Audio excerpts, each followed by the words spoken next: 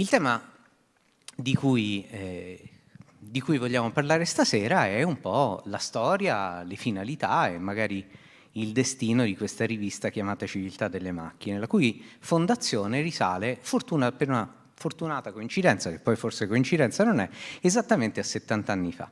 Nel 1953 Civiltà delle Macchine viene fondata come house organ, diremmo oggi, come rivista aziendale di Finmeccanica, per iniziativa di Giuseppe Luraghi, manager, uso apposta dei termini che appartengono al mondo imprenditoriale di oggi, e diretta da Leonardo Sinisgalli, scrittore, poeta, saggista, critico d'arte e ingegnere, con alle spalle degli studi di matematica e di fisica, quindi una figura che era un po' un ponte fra le due culture umanistica e scientifica, accanto ad una figura invece di solida appartenenza imprenditoriale ed economica.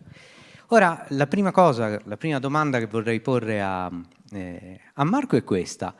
Come nasce e quali sono gli obiettivi fondamentali di questa rivista all'atto della sua fondazione nel 1953 e qual è l'impatto della interazione fra queste due personalità di Luraghi e di Sinisgalli?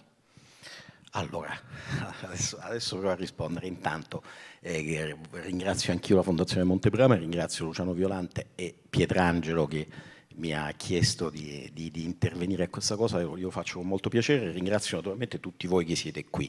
Allora, provo a rispondere alla domanda. Si sente così? Non si. Allora, provo a rispondere alla domanda perché è una questione interessante, soprattutto per il lascito ereditario che Civiltà delle Macchine ha continuato poi successivamente, dopo la fine dell'esperienza di Sinisgalli, a esercitare sul sistema come possiamo dire, della cultura d'impresa italiana, ma non solo. La rivista nasce appunto nel 1953 per iniziativa di questo Giuseppe Luraghi. Giuseppe Luraghi è un uomo un po' accantonato dagli studi economici, ci sono anche poche cose su di lui, ci sono un paio di libri di ritratti. Luraghi negli anni 20 comincia a lavorare in un'impresa che è la Pirelli, dove si distingue per efficienza, per capacità, per spirito di iniziativa, per fedeltà al sistema d'impresa. Però è anche un uomo intelligente, anche lui è un eclettico, lui è laureato direi forse in matematica, ma non sono sicuro. Adesso non me lo ricordo. Sì. No, scusa, non è lui a essere laureato in matematica, lui è un bocconiano, è laureato in economia e commercio. Però è uno che ha studiato matematica, a cui piace la poesia, fonderà peraltro una piccola casa editrice che si chiama La Meridiana, ed è appunto uno di questi strani tipi di manager umanisti che non sono rari nella genealogia dell'imprenditoria italiana. Luraghi conosce in Pirelli questo Leonardo Sinisgalli, che è un signore lucano, appunto il ritratto che ne ha fatto Antonio mi sembra efficace e sintetico, è un signore molto eclettico che ha studiato, che ha fatto lui studi di matematica, però Antonio dice da professore di matematica io non l'ho mai sentito nominare come matematico, no, perché c'è sempre il mito di Sinisgalli della matematica. In realtà Sinisgalli era innanzitutto un abilissimo promotore di se stesso, perché oltre a essere un poeta, uno scrittore, è soprattutto il fondatore cioè è uno dei fondatori della pubblicità moderna. Quando lavora in Pirelli si inventa quelle cose tipo, non so, gli slogan, i payoff tipo camminate Pirelli. Più anziano gli si attribuisce l'invenzione di ben 2 nomi di automobili mitiche, e cioè la Giulietta, anche se sarebbe stata sua moglie in realtà a tirarlo fuori, e il duetto. Anche il duetto si chiama così perché lo sceglie Sinisgalli come capo di una commissione per decidere che nome dare a questa piccola Spider, che poi lascerà una grande impronta non soltanto nell'immaginario degli anni 60, ma soprattutto nell'immaginario dell'Alfa Romeo l'Uraghiana. Ma qui sto anticipando i tempi, ci arrivo tra un attimo. Quindi è un uomo molto brillante e come pubblicitario è un grande promotore di se stesso, è un abilissimo generatore del mito sinisgalliano. Sinisgalli viene incaricato prima da Luraghi di fare rivista Pirelli, poi quando Luraghi litiga con i Pirelli per ragioni tipiche della dialettica tra manager e azionisti, che siano privati o pubblici. Luraghi ha una grande tradizione di conflittualità con i suoi azionisti e combatterà nello stesso modo con i Pirelli e successivamente negli anni poi che fanno parte di questa storia con la Democrazia Cristiana. Dopo, a un certo punto va via dalla Pirelli e viene chiamato nel sistema delle partecipazioni statali. Fa prima un passaggio in SIP, che all'epoca era una società prevalentemente elettrica, poi sarebbe diventata la società telefonica a cui l'IRI affida diciamo il cablaggio del sistema italiano, e quando arriva nel sistema IRI gli viene affidata la direzione generale di Finmeccanica e lì decide di fondare questa nuova rivista. La affida a Sinisgalli e lì nasce effettivamente una cosa che non esisteva prima, che sta dentro un moto, sì, insomma, un'onda di cultura italiana, però rappresenta uno specifico, e cioè Civiltà delle Macchine è una società, è una rivista che fiancheggia l'industrialismo, che cerca di spiegare le ragioni progressive dell'industria e cerca di non tanto di agire sulla politica o sul sindacato, ma proprio sul mondo intellettuale, che è il mondo più resistente. C'è un bel libro che è uscito da pochi mesi di Giuseppe Lupo, che peraltro è uno forse il massimo storico, il massimo studioso di Sinisgalli, che si chiama La modernità malintesa, e parla proprio di questo, cioè 350 pagine di analisi del rapporto tra ceto intellettuale italiano e sistema industriale, cioè perché soprattutto nel dopoguerra c'era questo grande scetticismo rispetto a quello che l'industria avrebbe rappresentato. È un po' quello che vediamo in questi anni sulla questione della rivoluzione digitale, no? È un meccanismo molto simile. Allora Lupo si interroga, diceva, perché questa cosa accadeva in modo così radicale, e Sinisgalli viene chiamato in qualche modo a contrastare questo. Non si può neanche definire luddismo in realtà, era una forma vera di scetticismo nei confronti di quello che l'industrializzazione avrebbe generato, e questa cosa in alcune realtà italiane sarebbe rimasta fortissima per tutti gli anni 60, no? Pensate semplicemente a quello che succede forse Taranto è il caso più emblematico, però ce ne sono altri, no? In cui appunto la paura di quello che l'industria può generare nel sistema sociale e le alterazioni che può determinare.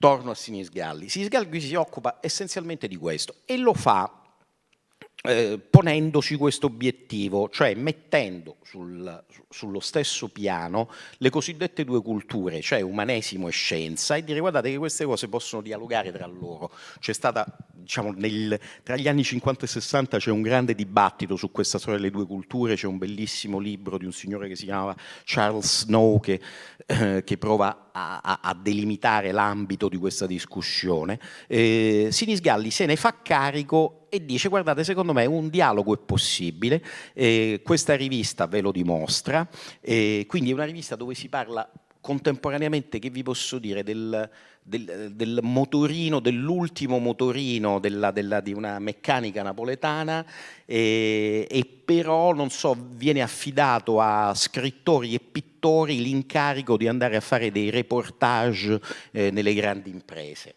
che era una cosa non totalmente inventata da Sinisgalli, ma in qualche modo industrializzata da Sinisgalli. Cioè, in tutti i numeri della sua Civiltà delle Macchine c'è il reportage nella grande impresa di uno scrittore accompagnato da un pittore. Vespignani, c'è una bellissima, c'è un bellissimo Vespignani in un'azienda di La Spezia, in un cantiere navale di La Spezia, e sono tutte aziende di finmeccanica, perché poi naturalmente è un house organ. La rivista ha delle caratteristiche estetiche che sono precipue. Sì? Mi volevi dire? No, perché io su questo posso parlare per ore, quindi ti prego di interrompere. Sul piano dell'estetica, la rivista Civiltà delle Macchine, proprio nella sua fase iniziale, mostra un'attenzione particolare ad un'estetica industriale e meccanica. Sì. E c'è una pagina di Sinisgalli, sì, che io ho ritrovato così, non è che la conoscessi, l'ho trovata facendo un po' di studio così, di ricognizione in questi giorni sul personaggio, in cui Sinisgalli, da poeta e da conoscitore di macchine, azzarda questo paragone. Lui dice: la crescita, lo sviluppo delle macchine è paragonabile a quello della prosa, perché è funzionale.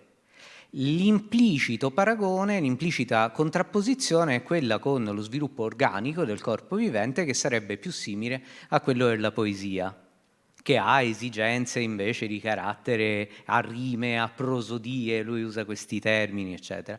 Sinisgalli, che è poeta, però è anche prosatore e saggista, imprime a Civiltà delle Macchine una estetica che è volutamente meccanica, assolutamente, all'inizio. Sì. Però c'è anche sul lato grafico e artistico della rivista c'è tutta un'evoluzione che va dalla sua direzione a quella successiva di Francesco d'Arcais, in cui c'è come uno shift, come uno spostamento verso un'estetica più schiettamente artistica. Sì, assolutamente. Sinisgalli, mi sono segnato un paio di cose, così ve le dico per dirvi il tipo, che cosa sono queste copertine, perché sono delle copertine veramente molto insolite. Ecco, alcune copertine famose. Sì, no, queste però sono le nostre. Queste sono le nostre. Sono recenti. Sì, però che vi posso dire, non so, il percorso di il grafico di un radar, oppure la macchina di Silvio Ceccato, l'andamento di alcune equazioni che governano la macchina di Ceccato, diagrammi di ogni tipo, la mappa di un vicinato di Matera. Erano gli anni di Banfield, del familismo morale, lui era di Montemurro, e quindi era molto vicino a quella zona lì.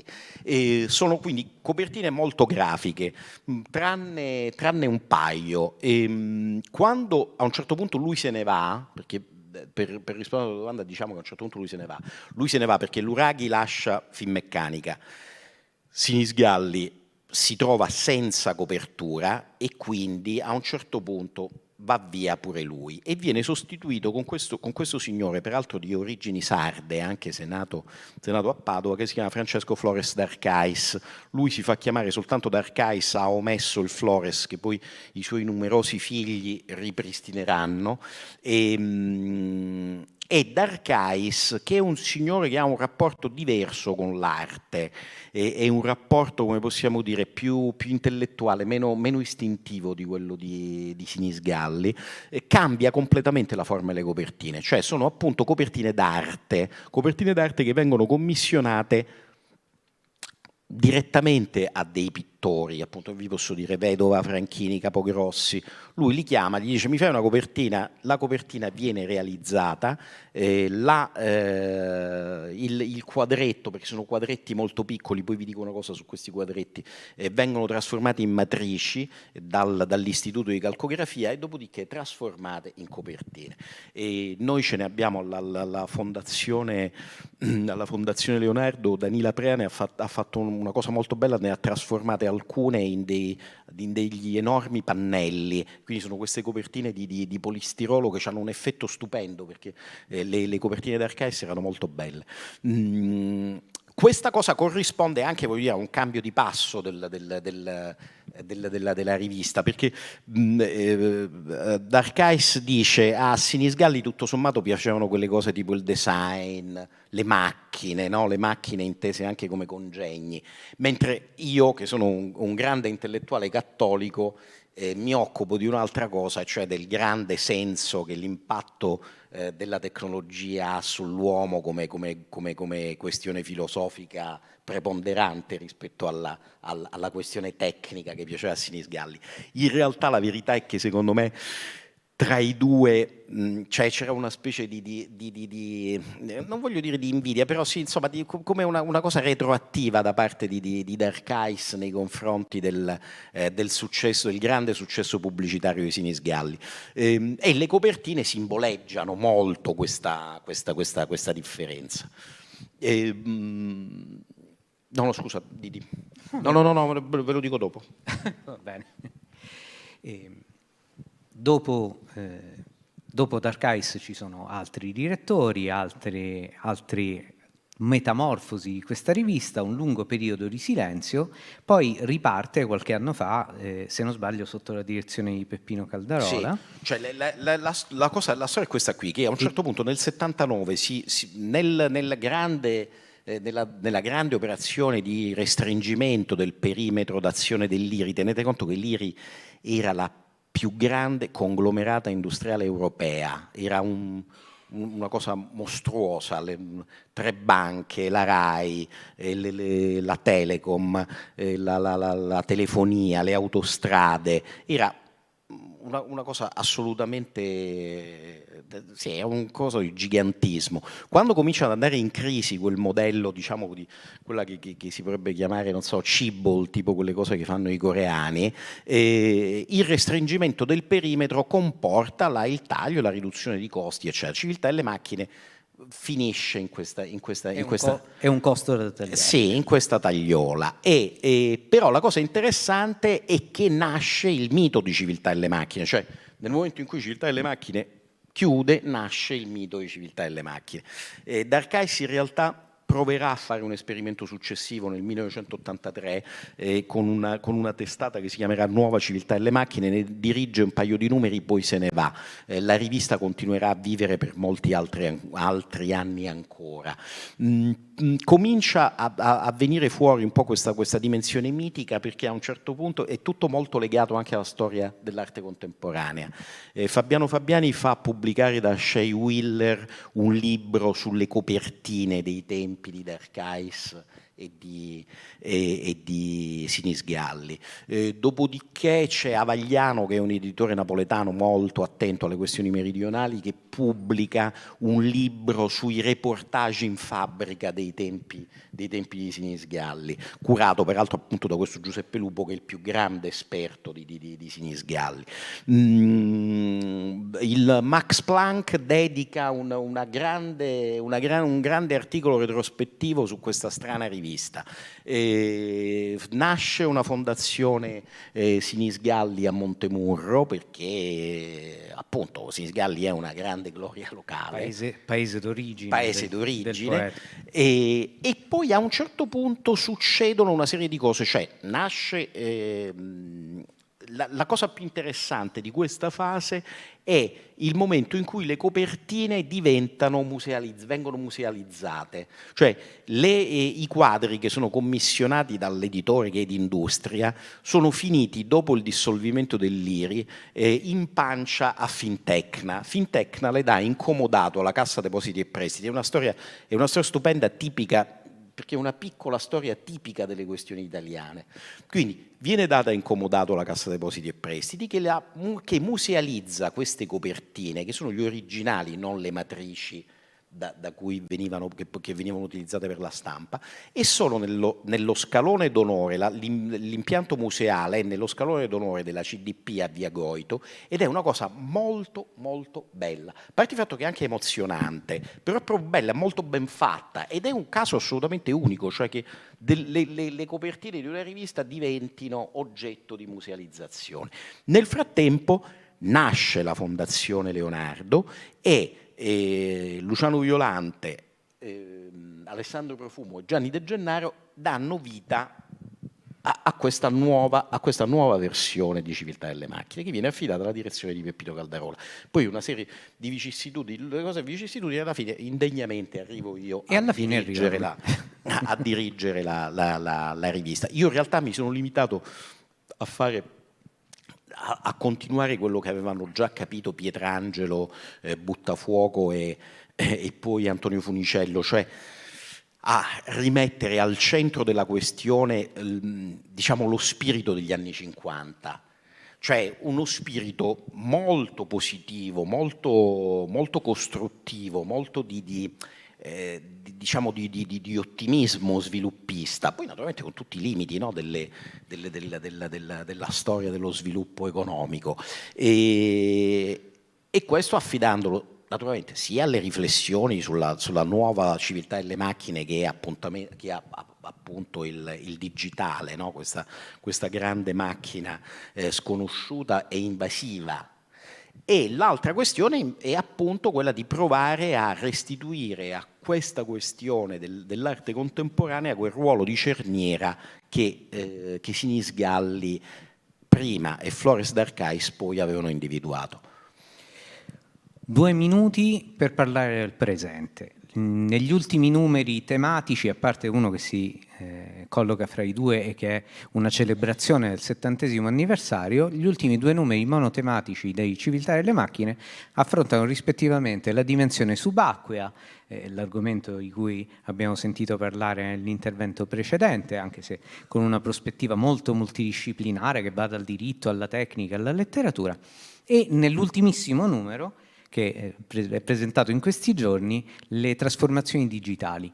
Sono letture particolari che secondo me vanno affrontate con uno spirito un po' così, un po' turistico, un po' erratico, nel senso bisogna partire da un dato scientifico, sempre, da un dato tecnico, soddisfare le curiosità. Come funziona un sonar? Qual è la velocità di propagazione del suono sott'acqua? Qual è la base matematico-scientifica di ChatGPT o in generale di queste macchine conversanti che sono le intelligenze artificiali?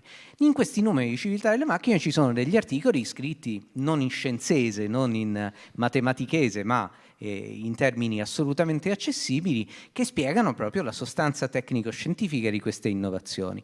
E poi piano piano il discorso passa attraverso elementi di scienze sociali e arriva fino all'immaginario, fino a un articolo visionario sui continenti perduti, Lemuria, Atlantide, Mu, le storie del capitano Nemo, eccetera. Come si compone un numero di questo genere?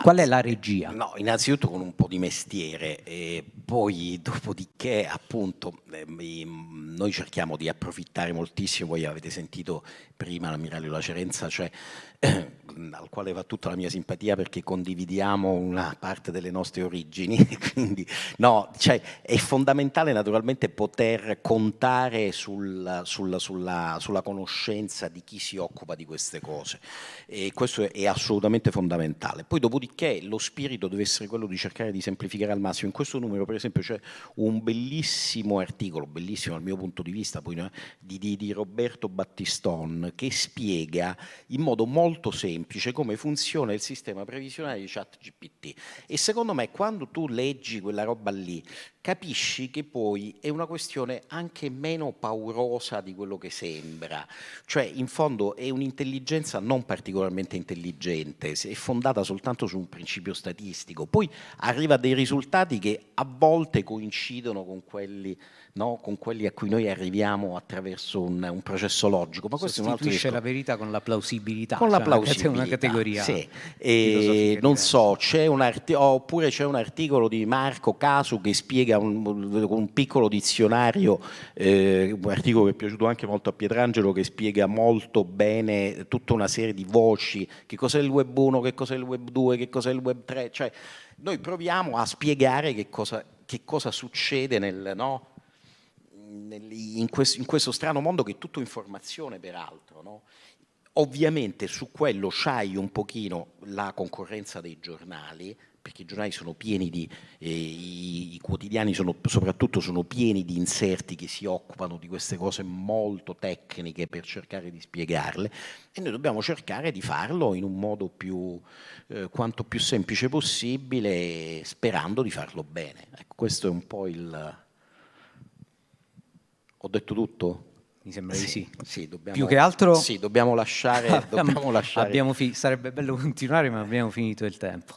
Grazie a Marco Ferrante e grazie a chi ci è stati a Grazie, sentire. grazie a te, grazie a tutti.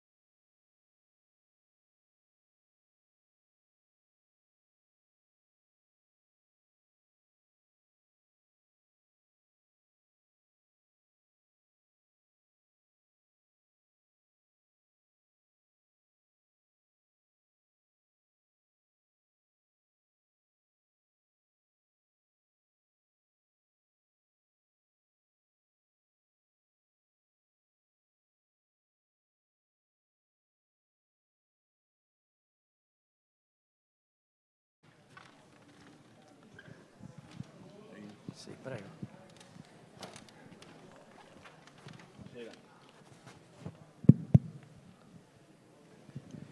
Vi invito a prendere posto, siamo pronti.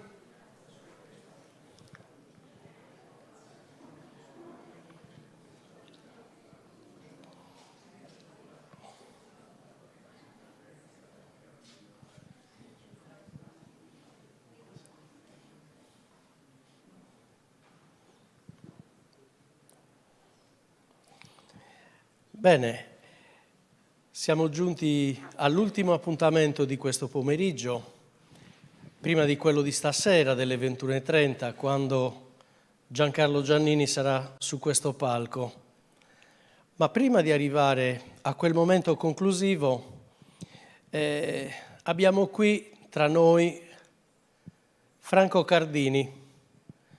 Franco Cardini è un personaggio che ormai è diventato pubblico, è un personaggio che la televisione ci restituisce spesso attraverso i suoi canali di informazione storica, perché lui è uno storico, anzi, lui è lo storico. E lui è qui perché, andando a costruire il palinsesto di Sardegna Mediterranea e trattando diversi argomenti del Mediterraneo, non potevano mancare purtroppo anche quegli elementi negativi. Mediterraneo luogo di incontro, Mediterraneo luogo di confronto, Mediterraneo anche luogo di scontro drammatico come quello che stiamo vivendo di questi tempi. Ma anche andando a guardare indietro non sono delle novità, sembrano quasi delle ripetizioni, delle riproposizioni di quello che fondamentalmente la storia dell'umanità nel Mediterraneo ha restituito. Bene, detto questo, io do il benvenuto a nome della Fondazione Monteprama, della Fondazione Leonardo che è partner in questa operazione, al professor Cardini. Le cedo il microfono e lo invito a trasportarci in questo Mediterraneo di guerre, in questo mare senza tempo. Prego, professore. Bene, buonasera. Voi sapete che in generale quando si pensa alla storia si hanno due figure geometriche in testa. Qualcuno ce l'ha con più chiarezza perché magari ha letto Freud, ha letto Émile Zola, per esempio, o Mircea Eliade, e qualcun altro ce l'ha un po' più sfumati, ma in generale quello che si pensa è una linea, magari una linea leggermente ascendente, magari una linea che finisce in una cuspide, una specie di freccia, infatti si dice la freccia del tempo, o altrimenti un cerchio, e il cerchio è evocativo di millanta cose, insomma, l'eterno ritorno dell'uguale, quindi Parmenide, Platone, Nietzsche. In generale, fino ad oggi, e ancora oggi, gli storici sono stati sempre affascinati dalla coesistenza e dalla rivalità di questi due simboli chiave, due simboli del tempo che passa. Da una parte evidentemente la freccia, è intuitivo, il tempo che si muove di continuo, anche se la linea che lo rappresenta per forza di cose è statica, e non somiglia mai a se stesso. Il presente che cambia continuamente rispetto agli altri presenti che sono stati tali ma che ormai sono passato, il presente che non ha finito di essere presente e diventa subito futuro, quindi è un attimo, un batter d'occhio, un batter di ciglia. Quando noi diciamo si vive nel presente, magari aggiungiamo vogliamo vivere nel presente, bisogna avere la coscienza che il presente è quella cosa che non ha finito di affacciarsi alla nostra realtà, è già passato. E d'altra parte è proprio questo che lo rende eterno, perché la nostra vita, la vita nostra come persone, la vita dell'umanità, eccetera, è un susseguirsi di finissimi e fittissimi punti microscopici fra loro che si tengono legati. La continuità è una unione di momenti irripetibili. Certo, tutto questo lascia la memoria, come quando passa un'immagine lascia un'ombra, e questa memoria è la nostra identità. Se noi cessassimo di ricordare, non è che cesseremmo di pensare, cesseremmo addirittura di vivere, perché non avremmo la coscienza della nostra vita. D'altra parte c'è il cerchio, che poi tradotto nel linguaggio comune è che, insomma, lo diceva già la Bibbia, lo dice varie volte la Bibbia, anzi, tutto torna come prima, non c'è nulla di nuovo sotto il sole, sotto la luna, sotto le stelle, sotto le tempeste. Gli uomini non cambiano, gli uomini, e come si osa dire oggi, e le donne, né gli uomini né le donne non cambiano mai. I vizi sono sempre quelli, e anche le virtù. Magari le virtù sono un po' meno, ma sono anche quelle sempre quelle. Ma questo è vero? Ma io direi che forse si potrebbe, per avere un'immagine geometrica che torni più si avvicini più alla realtà delle cose, che nello stesso tempo sia anche più convincente, io direi che non si dovrebbe pensare al tempo e quindi alla storia, né come a una freccia né come a un circolo, ma a una freccia che si attorciglia su se stessa in maniera da dare l'impressione di essere un cerchio, ma nel cerchio la linea torna continuamente su se stessa, e invece la linea delle storie è piuttosto una spirale, e ogni giro della spirale assomiglia al giro precedente, ma non è esattamente lo stesso. Procede in un'altra direzione, avanti o indietro non lo so, non lo voglio pensare, mi rifiuto anche di proporlo, perché le lancette della storia, avete presente l'inizio di un bellissimo film di un mezzo secolo fa di Ingmar Bergman, forse quello che col settimo sigillo è il più bello di Bergman, Il posto delle fragole. La prima sequenza di questo film è il sogno del vecchio professore che va a ricevere un premio che è il riassuntivo della sua vita, e si capisce che questo premio poi è l'anticamera della sua dipartita da questa valle di lacrime.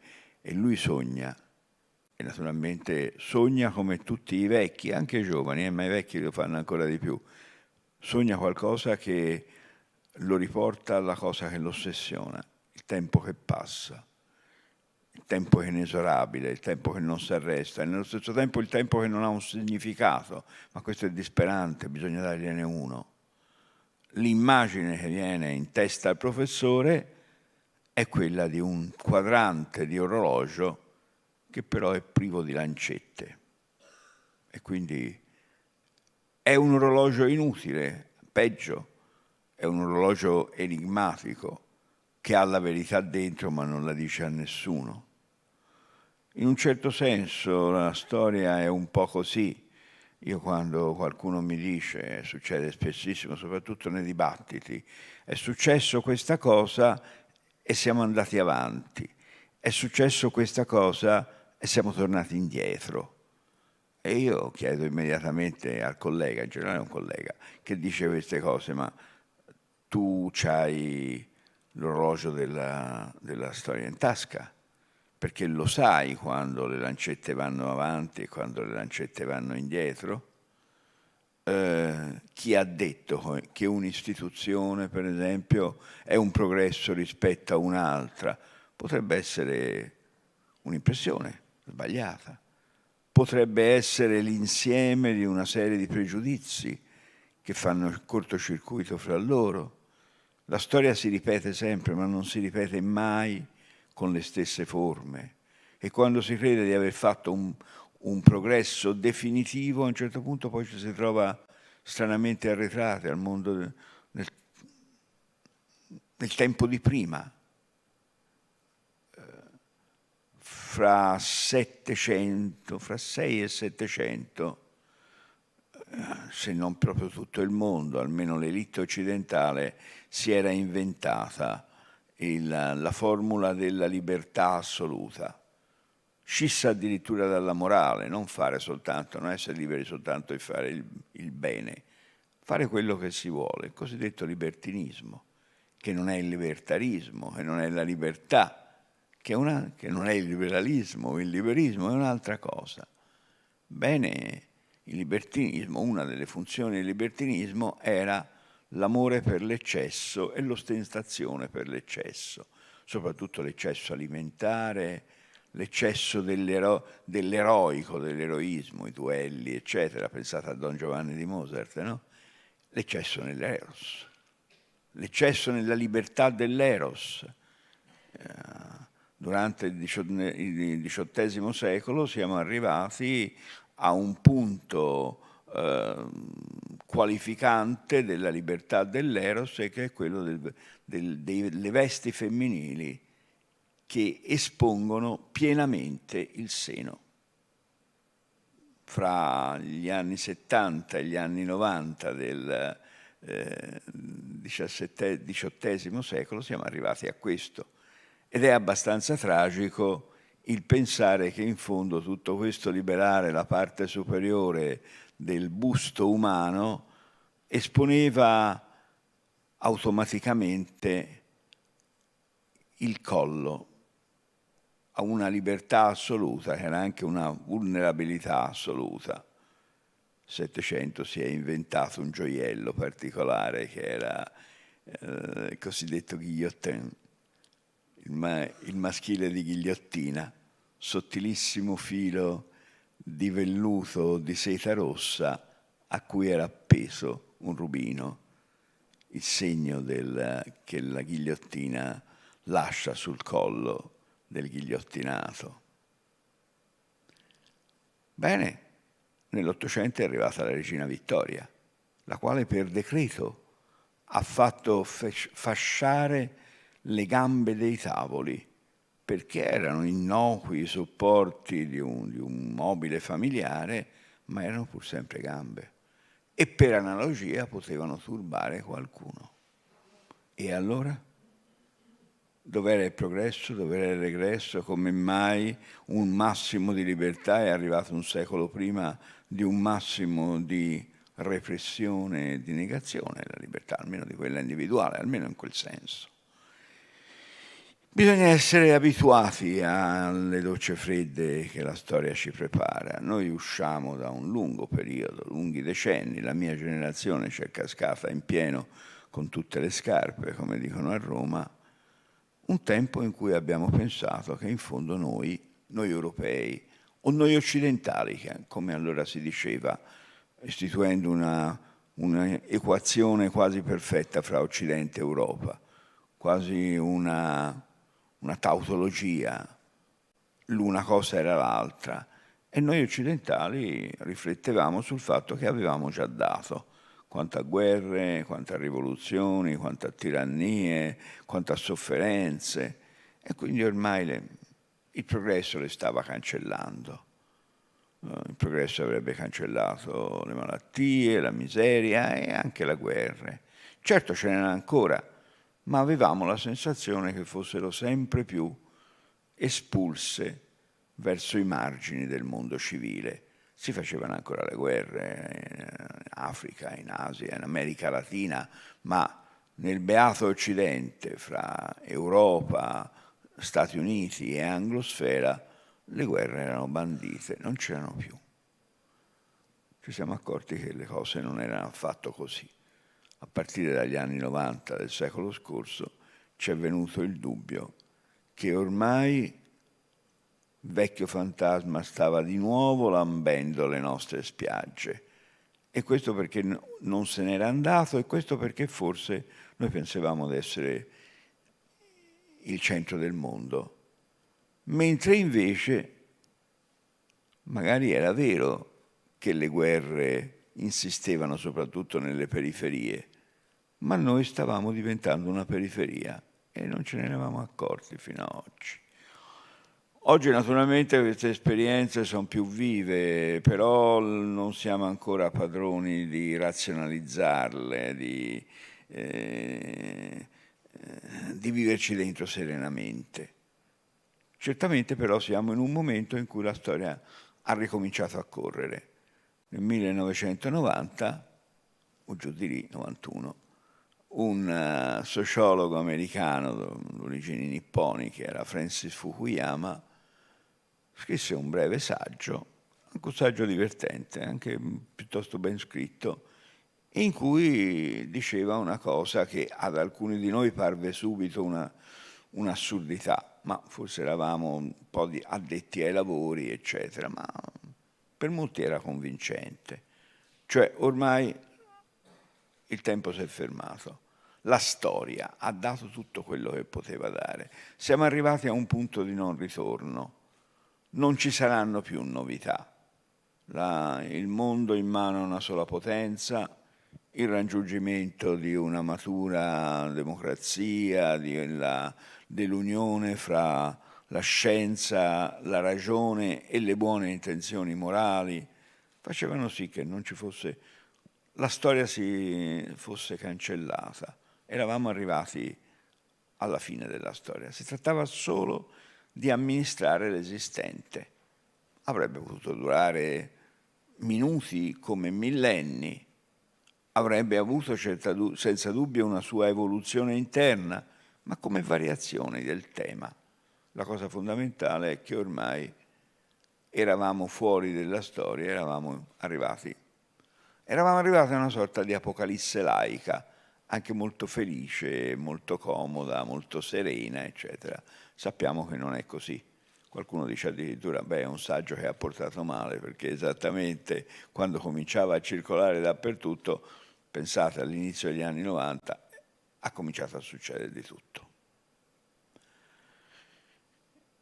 Ci sono momenti più densi nella storia e momenti meno densi, così come nella vita.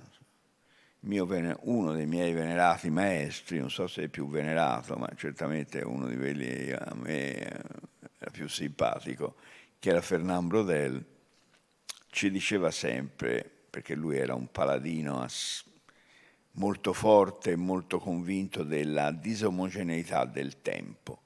Diceva, la meccanica, il progresso, la tecnologia ci ha insegnato a sezionare il tempo, non solo gli anni, i mesi e i giorni, ma addirittura le ore e i minuti. E noi tendiamo a viverli come realtà omogenee, ma non è così. Chi pensa che ogni sezione del tempo sia uguale a tutte le altre, diceva Fernand Braudel, vuol dire che non ha mai fatto l'amore e non è mai stato dal dentista, perché altrimenti capirebbe che ci sono momenti che passano come un soffio, plaisir d'amour ne dure qu'un moment, e ci sono momenti che veramente non passano mai. E la matematica li registra come omogenei, ma così evidentemente non è, o così comunque non l'avvertiamo. Il Mediterraneo ha avuto momenti di densità in cui sembrava che tutto dovesse succedere e momenti di calma piatta. Apparentemente un mare benedetto da Dio. Intanto è al centro di una fascia climatica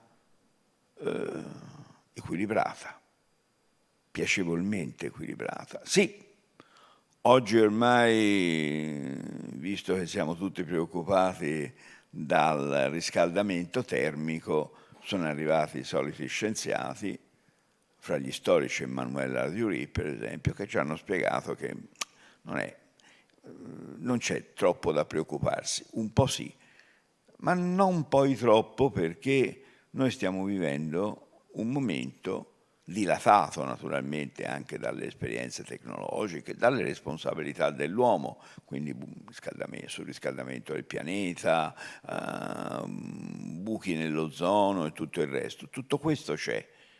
L'essere umano in qualche modo ha contribuito alla crisi dell'innalzamento di alcuni gradi della media climatica. Però la sinusoide climatica in realtà c'è sempre stata. La rileviamo fino dalle età più antiche, dalle età preistoriche. L'abbiamo misurata, misurando per esempio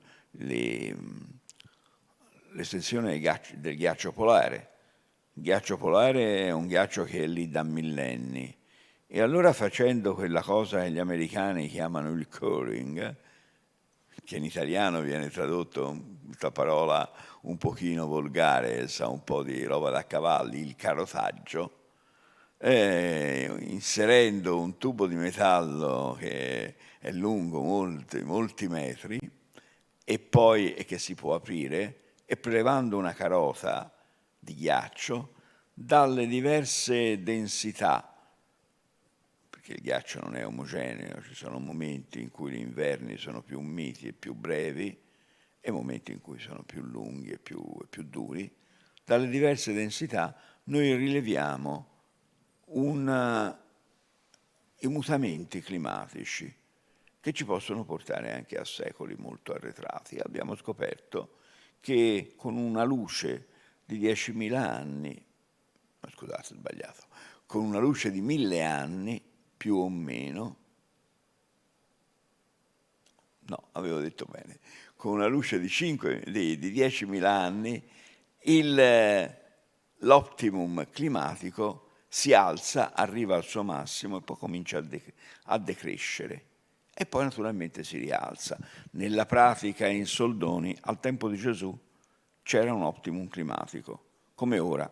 Non proprio come ora, perché non c'era l'elemento umano che lo alimentava come adesso, però la temperatura si era alzata. È una questione di asse terrestre che non è in linea con l'asse solare, eccetera, eccetera.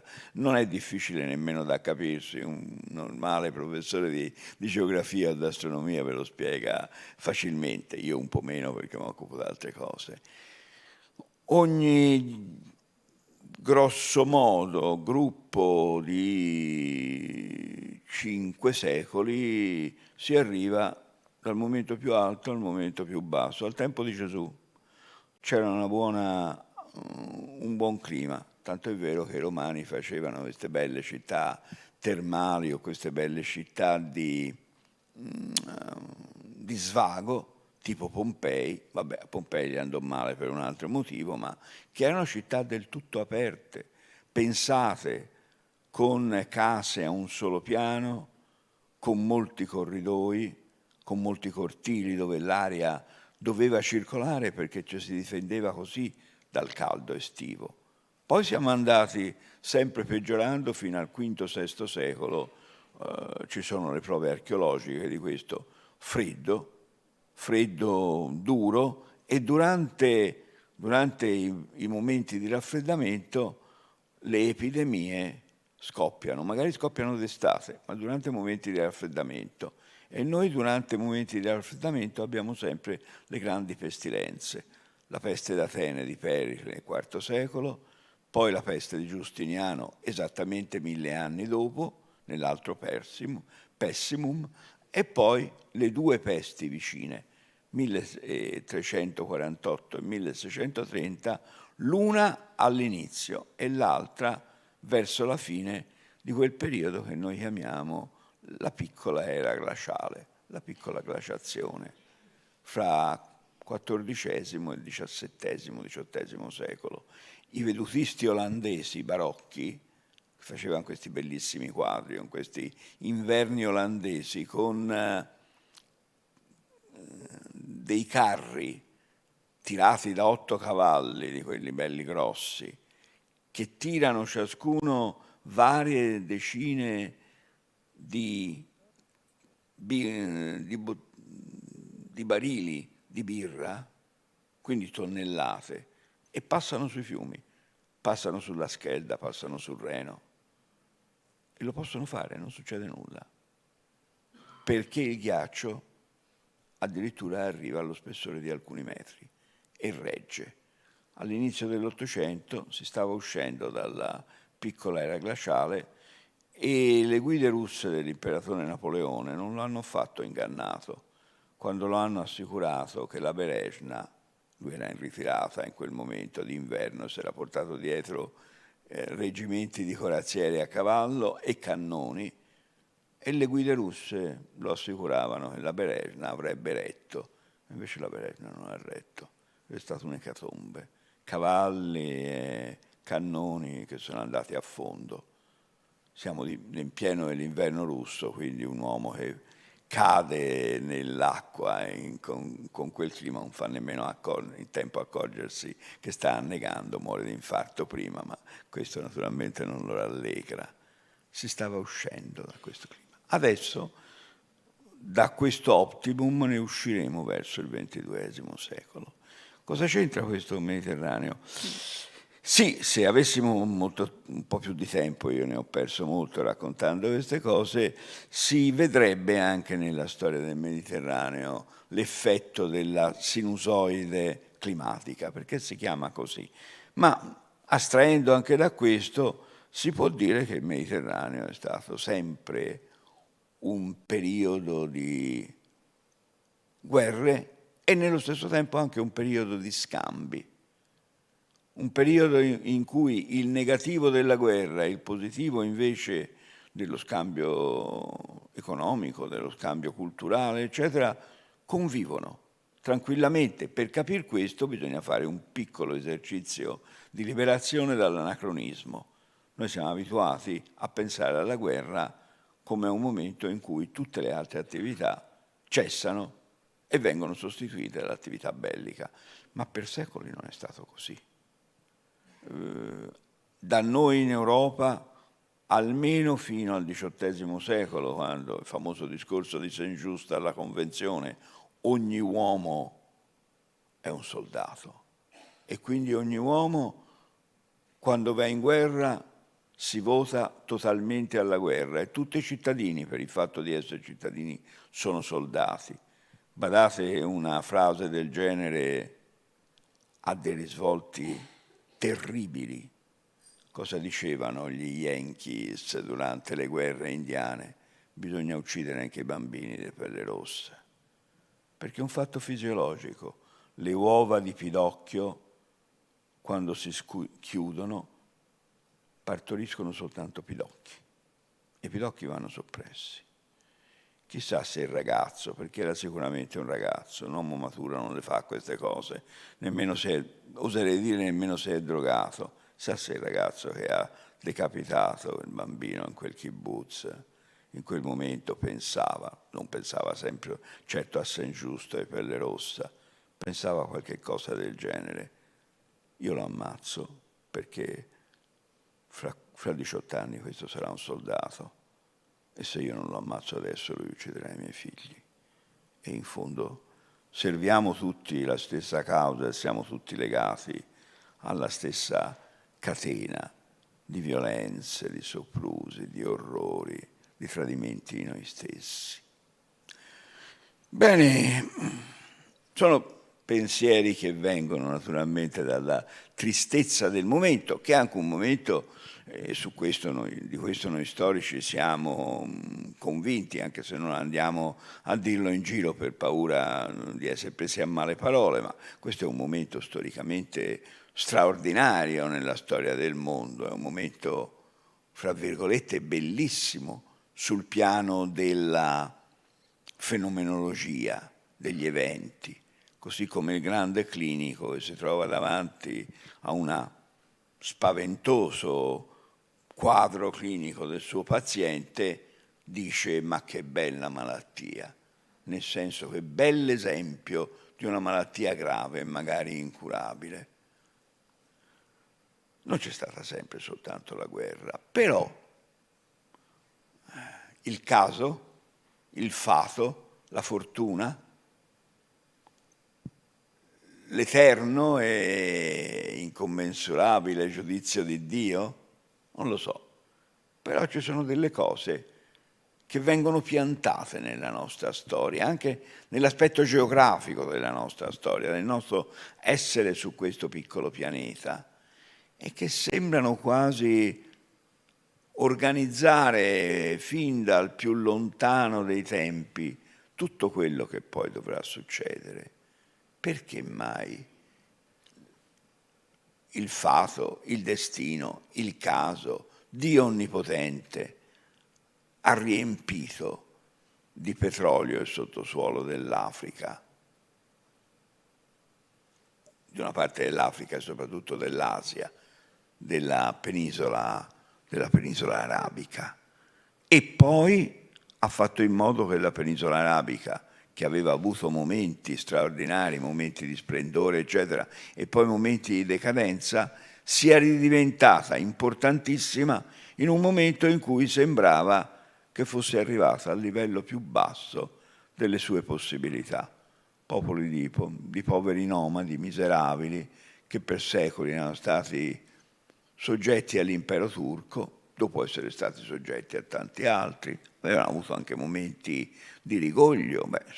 Durante l'impero romano c'è stato un imperatore, era Filippo l'Arabo, che veniva appunto dall'araba Petrea, l'Arabia del settentrione, ma in quel momento nessuno poteva pensare che facendo un favore a uno sceicco barbaro che ti ha aiutato in una guerra, sto pensando al generale Allenby, sto pensando al colonnello Lawrence, che si appoggiano alle tribù nomadi e riescono a farle ribellare a colui che non era soltanto il loro sultano, ma che era anche il loro califfo, perché erano dei musulmani sunniti. È vero che Allenby e Lawrence vanno proprio a disturbare quella che era la seconda dignità del mondo musulmano. L'Islam non ha chiese, ma certo il califfo è il principe dei credenti, e il califfo in quel momento era l'ultimo sultano ottomano. Gli ottomani si erano impadroniti della dignità califfale, il resto dell'Islam lo aveva accettato, però c'era una seconda dignità, che era quella del custode dei luoghi santi del profeta, Medina, la Mecca, eccetera. E questo era lo Sheikh Hussein, il padre di Hussein e di Abdullah, cioè il fondatore della dinastia che poi adesso è rimasta soltanto in Giordania, ma che a un certo punto è stato riconosciuto come il re dell'Arabia Saudita, poi naturalmente, dell'Arabia, scusate, poi naturalmente gli inglesi hanno puntato sulla tribù avversa, che sono i sauditi, e il Hussein si è dovuto accontentare con i suoi figli di uno scampolo di questo regno arabo unitario, che era il sogno, il grande sogno degli arabi che stavano entrando in quel momento nella modernità. Il fatto che il petrolio fosse così nel margine sud-est del Mediterraneo ha condizionato la storia futura, ma nel frattempo erano successe altre cose. Nel 1870 quello che ormai da 5 secoli si erano abituati a pensare che dal centro del mondo, il Mediterraneo, l'ago centrale di tutte le civiltà, era diventato semplicemente un golfo dell'Atlantico, perché ormai le sorti del mondo si giocavano sugli oceani, e quindi chi si infilava nell'Atlantico attraverso lo stretto di Gibilterra per fare che cosa? Per andare dove? Ormai quella era una zona secondaria del mondo, ma naturalmente se si fosse riusciti a bucare la compagine delle terre intorno al Mediterraneo in maniera da fare in modo che attraverso il Mediterraneo gli oceani Atlantico e Indiano potessero comunicare, tagliando quindi a tutte le navi della grande attività militare e mercantile del tempo la noia, il dispendio di energia, di denaro, di tempo, che era la circonnavigazione dell'Africa, se dall'Atlantico si voleva arrivare all'Oceano Indiano. Questo interessava a un sacco di gente, interessava soprattutto a Sua Maestà Britannica, perché avere l'impero nell'India è lontano, insomma, problema di comunicazioni, problema di controllo. Si taglia il canale di Suez nel 1869. Che tempismo! Nel 1870 la Francia cade in ginocchio, in seguito a una guerra quasi incomprensibile. Fra voi ci sono senza dubbio degli insegnanti e io mi rivolgerei alla loro testimonianza. Se ci avete provato a spiegare a dei ragazzi del liceo perché è nata la guerra franco-prussiana del 1870, il telegramma di Ems, il re di Germania che in quel momento si sta curando i calcoli, riceve dalla Francia una specie di ultimatum per una questione che poi non lo riguardava nemmeno troppo da vicino, era la successione al trono di Spagna. Risponde sbrigativamente, il Senato imperiale francese si sente offeso e dichiara guerra alla Germania. Sembra una barzelletta, una cosa, una bambinata, però è successo. Dietro questo c'era qualche altra cosa. C'era la grande avanzata del progresso, c'era la straordinaria, sfolgorante vetrina del progresso in atto, che era l'Esposizione internazionale di Parigi del 1867. Parigi illuminata a giorno. Le più grandi novità della forza dell'industria del tempo. La Francia di si chiamava Luigi Napoleone Bonaparte, di Napoleone III, che aveva avuto un colpo di genio. Napoleone III era un personaggio straordinario, grande ingegnere ferroviario, ingegnere militare, uomo dalle 1000 risorse. E fra l'altro ne aveva avuta una innovatrice nel campo della moda femminile. Lui dovrebbe essere celebrato dalle femministe oggi. Aveva liberato le donne dal color nero. Aveva cominciato a stampare cotoni e sete e lane con ogni colore. Aveva inventato anche l'espressionismo, tra l'altro. All'esposizione del 67, quella che era il cervello alla mode dell'imperatore, l'imperatrice Eugenia, forse l'idea era stata prima sua che di suo marito, invita naturalmente l'amica Regina Vittoria. E la Regina Vittoria è una donna di un'intelligenza straordinaria. Arriva a Parigi, lei che viene da questa Londra fumogena, sporca di carbone, dove si esce al mattino lindi e pinti e si torna come tanti minatori del Galles, con gli abiti e la faccia nera, e vede questo splendore che è la Parigi del 67 e capisce che la Francia, la grande potenza liberale, da molti decenni amica sicura dell'Inghilterra, la sta superando. Questo non si può permettere, però il Regno Unito non può fare guerra all'amica Francia, ma il cuginetto cattivo della regina Vittoria, il re di Prussia, lui la può fare. E questo è qualcosa che ha rovesciato i destini del mondo.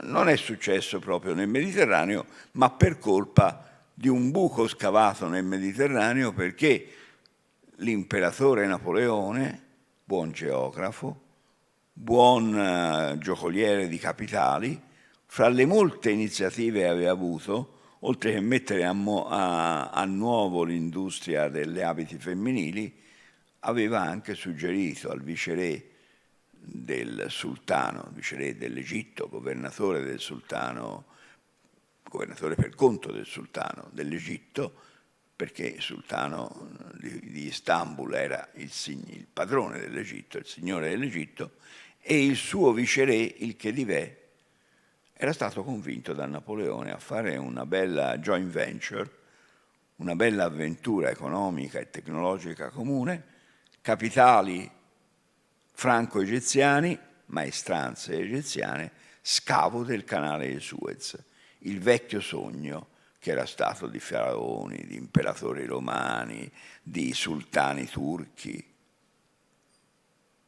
Il vecchio sogno che poi avrebbe ispirato qualche anno dopo una specie di Suez minore al maresciallo Stalin, il canale che unisce il Volga al Don e che quindi permette alle navi che sono nel Mar Nero, che è un'estroflessione del Mediterraneo, di arrivare anche al Caspio. E il Mediterraneo che comincia a Gibilterra finisce sulla costa occidentale dell'Iran. Una cosa straordinaria anche quella. E l'idea, Stalin l'ha anche scritto, gli era venuta appunto dal canale di Suez. Il canale di Suez naturalmente non poteva rimanere alla Francia, perché la Francia, così come quando si gioca a domino, aveva messo una sua pedina lungo la strada delle Indie, lungo il grande fiume navale che da Londra avrebbe portato fino alla penisola indiana. A questo punto c'era qualche cosa che era controllato dalla Francia. Certo è un'altra potenza liberale e amica, ma non si può tollerare. E infatti l'Inghilterra non entra in guerra, è la Prussia che rovina la potenza francese.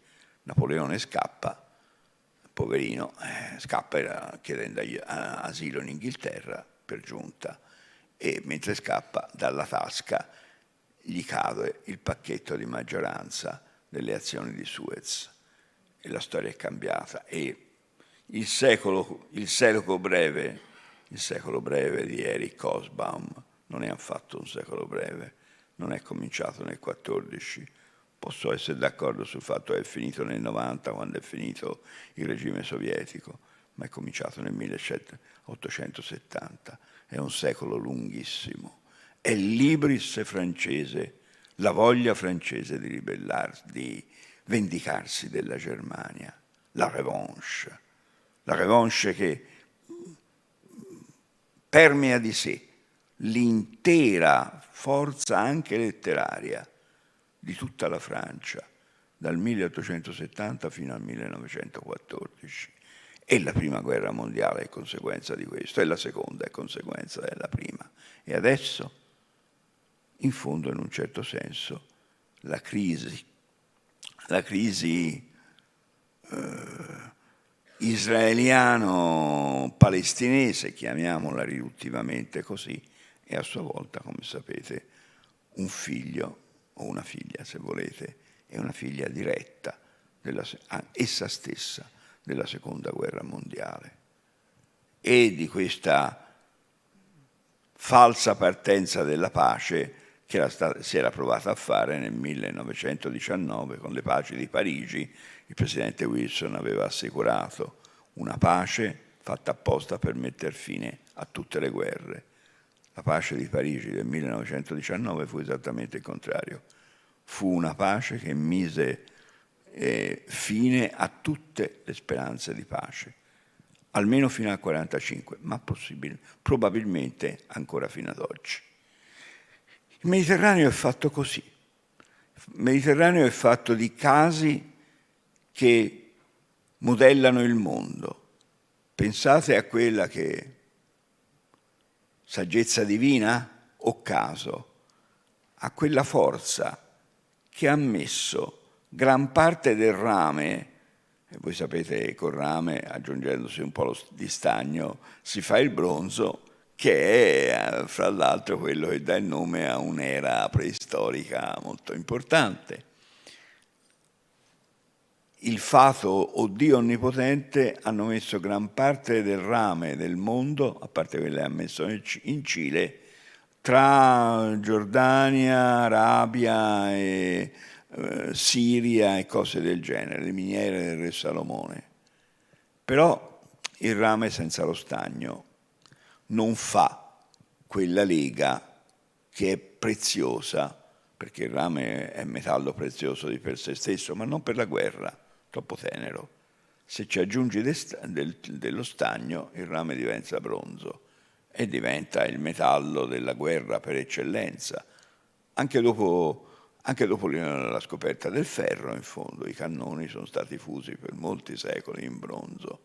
Però lo stagno, l'intelligenza o il caso è andato a metterlo principalmente fra la Scozia, l'Inghilterra e il Galles. E allora, fino dalla preistoria, si è creato una grande migrazione, cabotaggio, lungo le coste. Non sappiamo con quali mezzi nautici, una continua migrazione dalle coste della Siria fino alle coste del Galles sulla via del rame e dello stagno. E questo ha creato evidentemente anche una serie di tensioni. Che il Mediterraneo sia uno teatro di guerre continue lo sappiamo. È vero che la guerra è una moneta a due facce, come tutte le monete. L'altra faccia della guerra è probabilmente il progresso, anche il progresso economico, il progresso tecnologico. Non c'è un momento nella storia dell'umanità che aguzzi l'inventiva degli esseri umani come la guerra. Insieme alla guerra si muove tutta un'altra quantità di forze tecniche, forze economiche, forze spirituali, forze letterarie. Il Mediterraneo è la culla dell'Odissea e dell'Eneide. È vero che oggi si sta rafforzando quella tesi che all'inizio è stata presa un po' in sordina, ma oggi è diventata, si è rafforzata. Io personalmente sospendo il giudizio, ma constato che si è rafforzata, che cioè il vero scenario dell'Odissea non sia il Mediterraneo, ma sia il Baltico. E su questo si sono scritti libri che non mi paiono esattamente convincenti, ma che certamente hanno degli aspetti che fanno pensare. Con tutto questo io credo che noi non ci sradicheremo mai dall'idea di mediterraneità dell'Odissea, come del resto dell'Eneide. E la guerra cammina con le stesse gambe della poesia, con le stesse gambe del commercio, con le stesse gambe dell'invenzione tecnologica, e tutto procede di pari passo, anche se magari in periodi che possono sembrare sfalsati. Io avrei dovuto, non lo so se avrei voluto, forse non lo volevo perché inconsciamente poi è finito per non farlo, ma avrei dovuto parlare di battaglie e pensavo di non andare a disturbare qualche battaglia. Ce ne sono state della seconda guerra mondiale, insomma Capomatapam eccetera. Pensavo che non era poi così qualificante pensare ad altre infinite battaglie, la Meloria, le Cursolari, le guerre fra inglesi e olandesi che fra 6 e 700 sono venuti a prendersi a cannonate, ma non sono andati nel mare del nord a prendersi a cannonate, sono venuti nel Tirreno, cospicenti al Porto Franco di Livorno, a picchiarsi. E anche queste sono cose che succedono evidentemente quando un mare è centrale, e allora tutto sommato il Mediterraneo non lo era più. Il Mediterraneo era stato centrale per tutta l'antichità, per tutto il Medioevo, poi con Colombo gli succede l'era degli oceani, e l'era degli oceani è un'era di parziale eclisse del Mediterraneo. Fernand Braudel ha dimostrato in questo monumentale volume, anzi sono 2 volumi, sulla società e imperi nel Mediterraneo dell'età di Filippo II, che il Mediterraneo continuava ad avere una sua importanza, ed è vero. Ma certo l'età delle grandi colonie, l'età dei grandi oceani ha un pochino o molto ridimensionato il Mediterraneo. Quando torna a essere importante, evidentemente da Suez in poi, e tanto più adesso con l'One Belt, One Road della Cina. È vero che l'Italia ultimamente ha pensato bene di defilarsi fino a un certo punto e defilarsi ufficialmente, ma sotto sotto invece no, ma comunque questo One Belt, One Road, la seconda via della seta, investe totalmente il Mediterraneo, e il risultato è stato che i cinesi si sono mangiati il Pireo, e dopo essersi mangiati il Pireo si stanno mangiando anche il porto di Livorno. E dico due casi eclatanti perché sono due casi che emergono in una costellazione di avvenimenti di questo genere. Il mondo sta cambiando anche da questo punto rapidamente, ma ha riportato a una centralità mediterranea. E allora forse sarebbe bene cercare di tradurre nei termini originari di questo discorso, così cerco di arrivare alla conclusione, non studiando, non ci si può permettere, ma ricordando effettivamente 3 episodi bellici. Uno en passant, ma è obbligatorio ricordarlo, e altri 2 che sono altrettanto significativi dello scontro fra Oriente e Occidente che ha il Mediterraneo come punto nevralgico. È così? È apparentemente così? È un'illusione ottica? È una realtà che però deve essere contestualizzata con altre realtà, altrimenti tutto sarebbe troppo facile? Sì, tutte queste cose possono essere giuste, ma in sede critica, in sede di critica storica, in sede evenemenziale, come dicono i francesi, noi siamo molto attirati da 3 episodi bellici del Mediterraneo, perché ce li sentiamo dentro. È perché ci stanno ancora dentro, e perché sono esemplificatori tutti e 3 di una cosa che in questi giorni, in questi mesi, in questo periodo ci interessa in particolar modo, cioè un revival della vecchia questione dell'opposizione dell'Oriente contro l'Occidente. Se ne è parlato molto, insomma.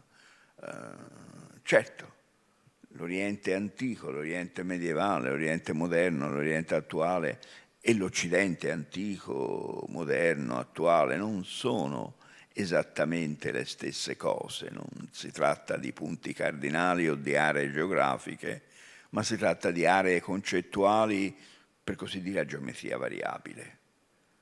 L'antico Oriente si può considerare opposto o complementare all'antico Occidente, ma non sono esattamente 2 aree che poi sono restate sempre le stesse. Negli anni 50 ha fatto epoca l'unione di 2 saggi, uno di Ernst Jung e uno di Carl Schmitt, che parlavano tutti e 2 della opposizione fra Oriente e Occidente, e ne parlavano con la volontà di cercare di arrivare alla loro radice. Poi questi 2 saggi sono stati uniti dagli Adelphi in un libretto intitolato Il nodo di Gordio, un libretto che si continua a consigliare per la lucidità, per la genialità. Lì c'è lo scontro fra un grande scrittore, che era anche un poeta, in fondo uno studioso di poesia, e un grande giurista. Uno è Junger e l'altro è Schmitt. Devono rispondere alla stessa domanda: cos'è l'Oriente e cos'è l'Occidente? L'affrontamento, secondo Junger, e la complementarità, che però dà luogo anch'essa a un affrontamento, secondo Schmitt. Per Junger l'opposizione fra Oriente e Occidente è l'opposizione fra il regime diurno e il regime notturno dell'immagine, come direbbero gli antropologi. L'Occidente è il giorno della ragione. E qui, vabbè, naturalmente è chiaro che dicendo questo Jung sta citando Goethe, sta citando Fichte ed Hegel. l'Occidente come la sera eterna del mondo, una sera che non finisce mai nella notte, e l'Oriente invece come il regime notturno dell'immagine e anche del pensiero umano, la fantasia, la magia, la religione, i sogni, gli incubi. Queste due cose sono complementari ma che sono destinate a urtare fra loro come se fossero nemiche. Beh, Schmitt osserva che tutto questo è una bella costruzione letteraria, ma che nella realtà delle cose i simboli si possono muovere in un'altra direzione, e lui sceglie due simboli biblici.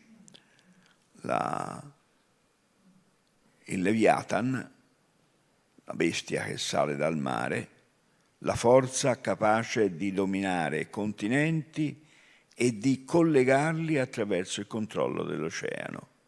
L'Occidente inglese e poi l'Occidente americano.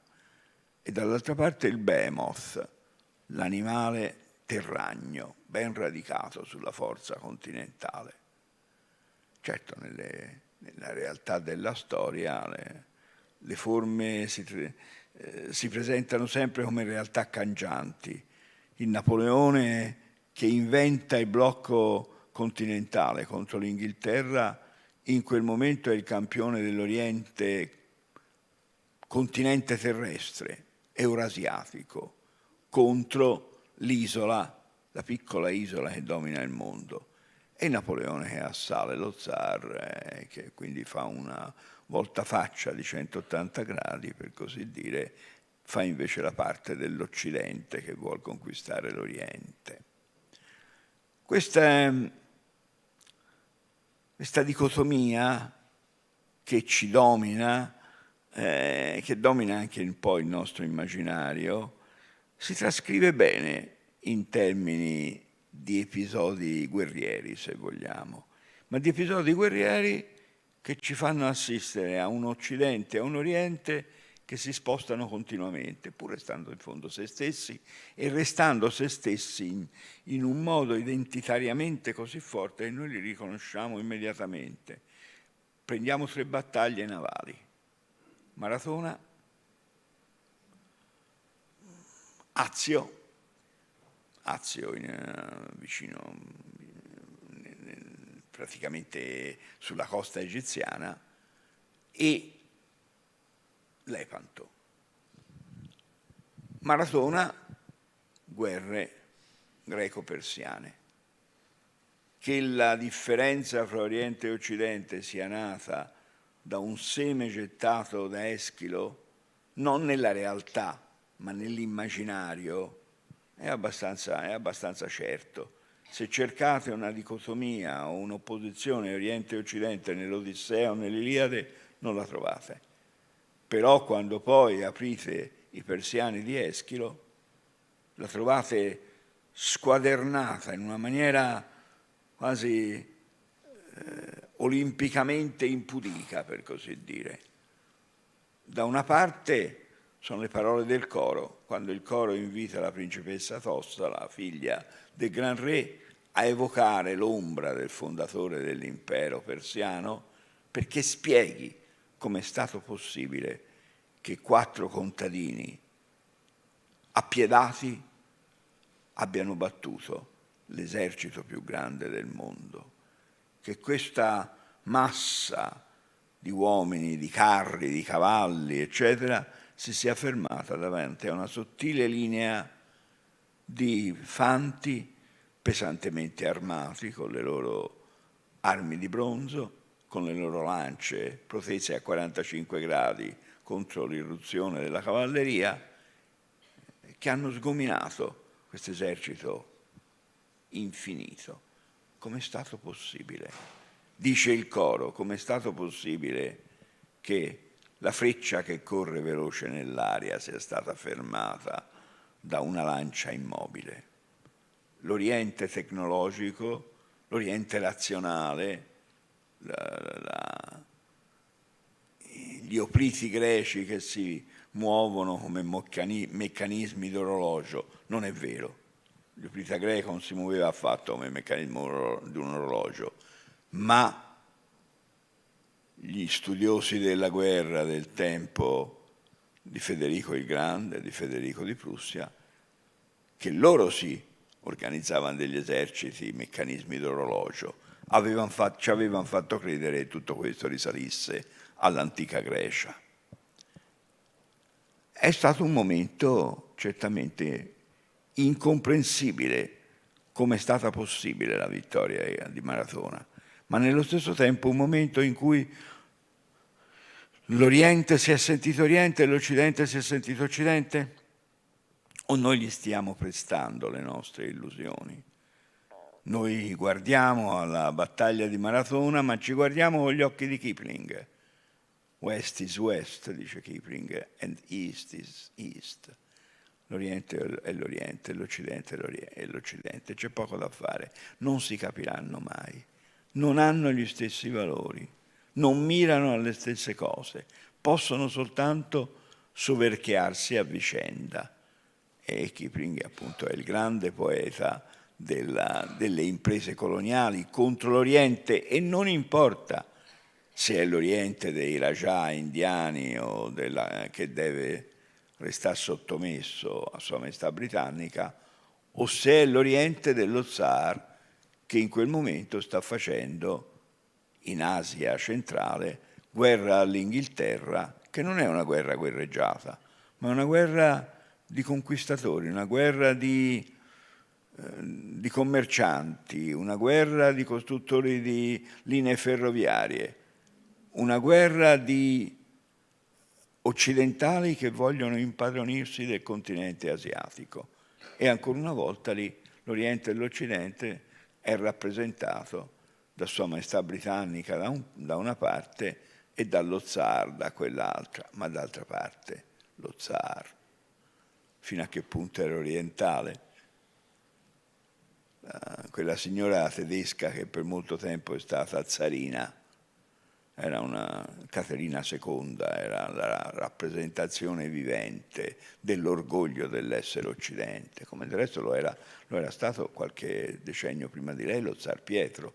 Sono quelli che hanno occidentalizzato la Russia, e quando recentemente il presidente Putin, parlando con Xi Jinping, ha detto che in quel momento la Russia era vittima di una guerra, di un attacco da parte dell'Occidente, probabilmente a San Pietroburgo le ossa di Caterina si sono rivoltate nella bara, come si usa dire, perché sentirsi dare dell'orientale da Caterina per Caterina è la contestazione di tutti i suoi sforzi di europeizzazione della Russia, che era il suo grande sogno in gran parte realizzato.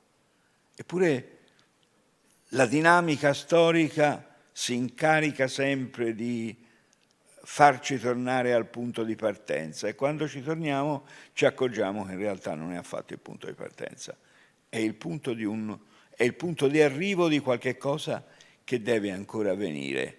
Il terzo esempio potrebbe essere la lotta fra Oriente e Occidente, intesa come lotta fra cristianità e Islam. E allora il punto d'arrivo è la battaglia di Lepanto. La battaglia di Lepanto è una grande gloria della cristianità e dell'Europa e dell'Occidente. Se andate come siete certamente già stati tutti o quasi, al Palazzo Ducale di Venezia, trovate tutta la grande sala dell'Arengo invasa da questo enorme affresco che racconta la vittoria di Lepanto. E se uno sa un po' di storia gli viene quasi da ridere, perché la vittoria di Lepanto è la vittoria di una battaglia vinta all'interno di una guerra perduta. La guerra è la guerra di Cipro, che nasce nel 1570, quando il sultano decide di strappare a Venezia il più bel gioiello del Mediterraneo che essa abbia ancora, che è l'isola di Cipro, l'isola più ricca, l'isola più civile, l'isola più felice, l'isola più vicina al continente asiatico. Il sultano ne ha bisogno. Chiede a Venezia di cederglielo, pagando Venezia oppone un cortese ma fermo rifiuto, anche perché capisce che perdere Cipro sarebbe l'inizio della fine dell'impero veneziano sul mare. Ed è la guerra. E la battaglia di Lepanto è vinta dai veneziani, ma non cambia i destini della guerra. La guerra dura ancora qualche mese e poi i veneziani ripiegano armi e bagagli e se ne vanno e lasciano Cipro al sultano, e Cipro al sultano c'è rimasta fino al 1918. E allora cos'è questa guerra? È la vittoria questa battaglia, è il simbolo di una vittoria comunque del cristianesimo sull'Islam? Beh, fino a un certo punto, insomma. Tra le forze cristiane il sacro romano imperatore non c'era, non aveva voluto dare né un soldo né un soldato a una causa che secondo lui non lo riguardava, anzi lo danneggiava. Era la causa del Papa come capo ufficiale della cristianità, se si voleva, forse.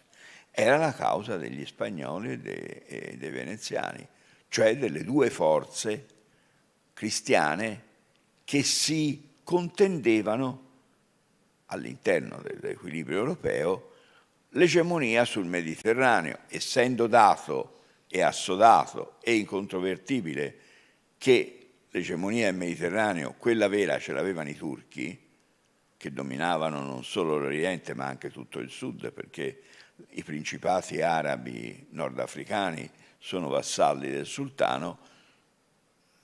La Spagna e Venezia erano in corsa per avere almeno l'egemonia di quella parte del Mediterraneo che era cristiana. Ci potremmo chiedere, la Francia dove era andata a finire? La Francia era caduta vittima della riforma protestante o della controriforma cattolica, se preferite. In Francia c'era uno stato di guerra civile tra cattolici e ugonotti.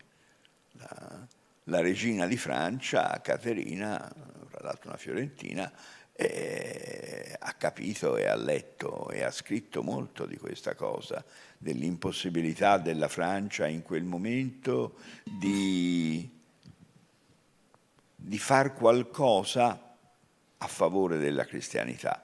Però Caterina in realtà era una politica molto fine e sapeva benissimo quello che faceva, perché l'assenza francese, giustificata dal fatto che la Francia è divorata dalla guerra civile, non impedisce ai francesi però di fare un'altra cosa, cioè di allearsi strettamente, a livello diplomatico almeno, col sultano.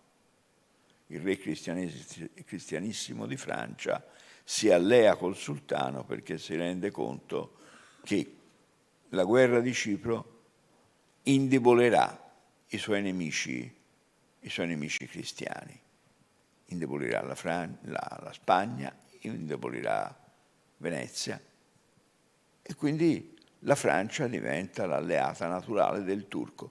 Lo era già stata con Francesco I, sarebbe tornata ad esserlo un secolo dopo con Re Sole, che quando i turchi assalgono Vienna e stanno per occuparla, siamo nel 1683, il Re Sole non solo non si muove, ma occultamente incoraggia il sultano. E perché? Perché è un nemico della cristianità? No, semplicemente perché l'imperatore detiene delle terre a ovest del Reno, che il re di Francia vuole per sé. La Lorena, l'Alsazia, la Ruhr, la Saar, che sono terre per metà francesi e per metà tedesche, e in quel momento sono assoggettate all'impero. E il Re Sole, mentre l'imperatore è impegnato, chiuso a Vienna contro i turchi, il Re Sole occupa Strasburgo, occupa la Lorena. Ecco. Dobbiamo chiudere. Appunto, con questa chiusura dell'occupazione di Strasburgo e della Lorena si capisce come in realtà il sogno e lo schema della lotta di civiltà si frammenta davanti alla complessità della storia, anche perché bisogna aggiungere, e aggiungo concludendo, che mentre succedeva questa cosa e il re di Francia si mangiava un pezzo di impero, perché l'impero era occupato contro i turchi, dall'altra parte l'imperatore si metteva d'accordo con lo Shah di Persia per combattere il sultano dei turchi. L'imperatore cristiano si mette d'accordo con un imperatore musulmano per combattere un altro imperatore musulmano. Ed è così che il Mediterraneo continua a essere quella scacchiera di forze che vediamo ancora oggi e che vedremo ancora meglio domani, perché nel nostro immaginario e nel nostro sistema di informazione non è ancora adeguatamente entrato la valutazione di quello che sta succedendo ad est del mondo con la fondazione di quello che noi chiamiamo con la sigla, con l'acronimo delle potenze che lo compongono, il cosiddetto BRICS: Brasile, Russia, India, Cina, Sudafrica, che non è poco, che rompe l'anglosfera occidentale alla quale si pensava dovesse appartenere, e aggregato al BRICS ultimamente chiedono di entrare due stati che sono il cane e il gatto, l'Arabia Saudita e l'Iran.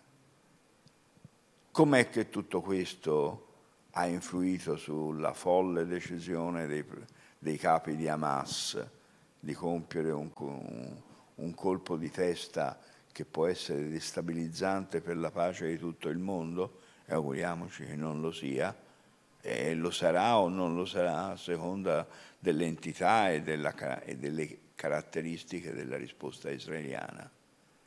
Tutto questo evidentemente ci fa rientrare nuovamente in pieno nel grande gioco di scacchi della storia, che come gioco di scacchi è estremamente avvincente. Certo, esserci nel mezzo può essere un po' meno comodo, ma il gioco della storia è appunto questo, ed è un gioco brutale. Grazie. Grazie professore di questa grande lezione. Io ricordo invece al pubblico che noi ci ritroviamo qui alle 21:30. Ivan Scinardo intervisterà Giancarlo Giannini in un ruolo inedito, Le mie invenzioni, che verranno introdotte da Ginevra Leganza della Fondazione Leonardo. E anche questo è un appuntamento da non perdere. A più tardi.